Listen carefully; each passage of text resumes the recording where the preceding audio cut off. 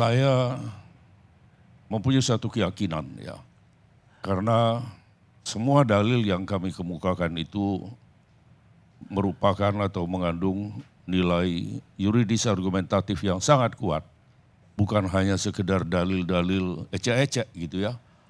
Dan semua dalil itu bisa kami buktikan, sehingga juga tidak beralasan bagi hakim untuk menolak atau tidak mengabulkan permohonan kami. Oleh karenanya saya sangat berkeyakinan bahwa Mahkamah Konstitusi akan mempunyai keberanian demi bangsa untuk menjatuhkan putusan sesuai dengan petitum yang kami mintakan. Tapi kenapa Ibu Mega menulis artikel tersebut dan hari ini mengajukan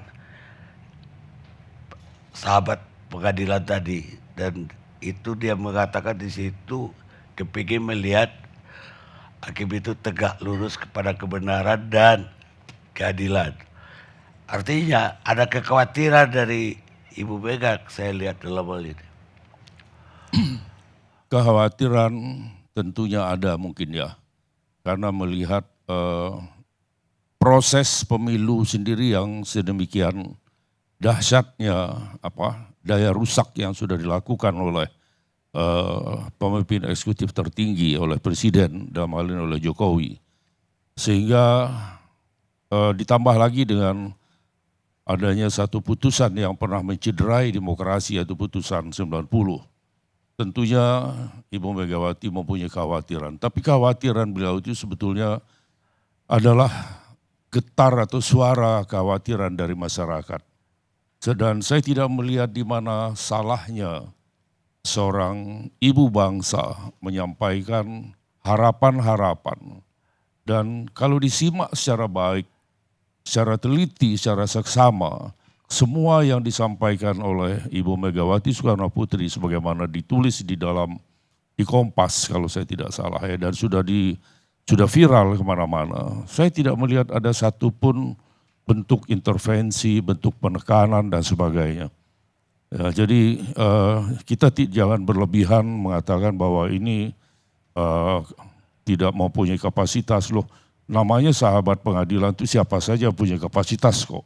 Apalagi beliau kita kenal sebagai seorang Presiden Republik Indonesia ke-5 dan yang sangat dekat dengan rakyat kecil. Tentunya beliau ikut merasakan seluruh rasa atau getar rasa keadilan yang tumbuh dan hidup di tengah-tengah masyarakat.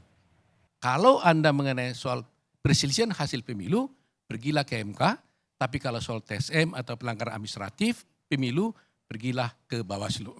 Nah, kenyataannya sekarang nomenklaturnya adalah PHPU, tapi permohonannya adalah mengenai soal pelanggaran pemilu. Nah, pertanyaannya akhirnya adalah apakah memang MK berwenang untuk mengadili perkara ini atau tidak? Karena tidak diajukan sesuai dengan undang-undang pemilu. Nah, di pihak yang dari 01 dan 03 mengatakan berwenang dong. Karena yang dicari adalah kualitatif, keadilan substantif dan keadilan progresif, kira-kira gitu. Nah, kita mengatakan bahwa dari 02 mengatakan tidak bisa dong Mahkamah Konstitusi melanggar aturan yang ada. Kalau hukum acaranya tidak ada, bolehlah hakim Mahkamah Konstitusi melakukan rescinding, menemukan hukum, membuat suatu aturan baru. Tetapi karena undang-undang pemilu udah tegas mengatur aturan mainnya, maka menurut hemat kami gak bisa lagi Mahkamah Konstitusi menabrak ini. Sebab kalau hukum acara yang sudah diatur ditabrak, menurut kami tidak akan ada kepastian hukum dan keadilan. Karena masing-masing orang menggunakan hukum acara masing-masing. Nah, inilah isu pertama. Nah, tetapi tentunya kan semuanya ini kewenangan daripada Mahkamah Konstitusi. Sejauh mana dia mau mempertimbangkan ini, ya. Nah, kemudian kalau Mahkamah Konstitusi berpandangan dia berwenang untuk menangani perkara ini, maka kita masuk kepada hal yang kedua. Hal kedua itu apa? Apakah betul ada kecurangan atau tidak?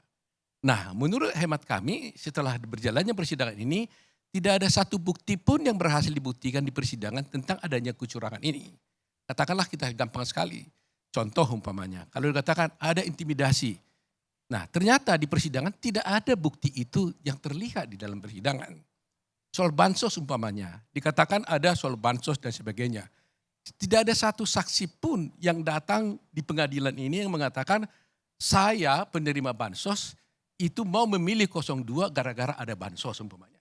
Satu pun nggak ada saksi seperti itu. Jadi yang ingin saya katakan adalah tidak ada di persidangan terbukti adanya hubungan kausal hasil perolehan suara dengan hasil perolehan suara dari Prabowo Gibran ini karena ada bansos. Gitu.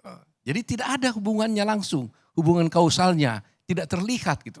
Sehingga masalah bansos ini tidak bisa dibuktikan bahwa itu adalah berpengaruh terhadap pemilihan dari keterlebihan dari Pak Prabowo. Hakim memutus suatu perkara pastikan dengan adil. Maka dia pun orang yang datang menjadi amicus curiae ini juga tidak boleh berpihak. Maka dia harus dengan adil dan penuh independensi datang ke pengadilan, memberikan masukan kepada pengadilan agar bisa mengurus perkara dengan baik. Nah oleh karena itu saya berpendapat dan juga banyak juga berpendapat dalam literatur yang kita lihat bahwa sebenarnya yang menjadi amicus curiae ini tidak boleh orang yang menjadi pihak di dalam perkara. Jadi kalau dia ada pihak di dalam perkara itu langsung atau tidak langsung maka tidak tepat. Tetapi tidak ada larangan dia mengajukan sebagai amicus curiae. Umpamanya kalau ada kelompok-kelompok masyarakat mengajukan ke Mahkamah Konstitusi itu sah-sah saja. Boleh saja, nggak ada yang bisa melarang itu. Nanti yang memutuskan itu adalah Mahkamah Konstitusi. Saya hanya bicara tentang pendapat saya teorinya bahwa semestinya yang menjadi amicus curiae itu bukanlah pihak yang berperkara dan tidak punya kepentingan langsung terhadap salah satu pihak yang berperkara. Langsung atau tidak langsung tidak. Tapi dia punya kepentingan yang lain yaitu menegakkan hukum dan kebenaran dan dia membantu pengadilan agar memutus perkara ini dengan adil, jangan sampai salah. Inilah menurut saya soal amicus curiae. Jadi kalau ada teman-teman, ada kelompok masyarakat yang mengajukan amicus curiae itu sah-sah saja, silakan saja. Kecuali Bu Mega begitu. Hah? Kecuali Bu Mega. Itu haknya beliau juga Ya, kan. tapi Dia boleh juga. Cuma kalau dia merasa bahwa dia adalah pihak dalam perkara, menurut saya Mahkamah Konstitusi akan mempertimbangkan apakah ini adalah merupakan pas sebagai amicus curiae atau tidak karena mungkin dia menjadi pihak di dalam satu perkara. Nah kedua, tata caranya yang dulu, di zaman dulu, itu bisa amicus curiae ini hakim pengadilan yang memanggil. Memanggil tokoh dianggap penting untuk meminta pendapat, dia panggil. Hadir di persidangan, menyampaikan pendapatnya. Atau boleh juga masyarakat, kelompok masyarakat yang independen tadi, mengajukan permohonan kepada pengadilan, mohon saya dimasukkan sebagai amicus curiae dan saya mau menjelaskan kepada pengadilan tentang pendapat hukum saya. Itu bisa terjadi. Nah sekarang itu yang dua itu kan nggak dipakai, ya kan? Sebenarnya umpamanya tadi kemarin itu Ibu Mega kalau memang pengen juga bisa juga meminta kepada Mahkamah Konstitusi, mohon saya hadir sidang untuk menjelaskan itu, bisa juga. Nah sekarang yang dipakai yang ketiga yaitu mengirim suatu affidavit, semacam surat atau legal opinion kepada Mahkamah Konstitusi. Nah sekarang sejauh mana Mahkamah Konstitusi mau terikat kepada affidavit ini atau legal opinion ini? Nah itu tergantung kepada Mahkamah Konstitusi. Kalau nggak berwenang, ngapa mesti mengajukan diri sebagai pihak terkait? Ngapain? Kan begitu, itu satu. Semestinya konsisten. Yang kedua, terkait dengan bansos. Bansosnya sendiri sebetulnya nggak ada masalah. Bansos itu nggak ada masalah. Yang jadi masalah itu adalah penyalurannya, penyampaiannya, dan momentumnya. Ya.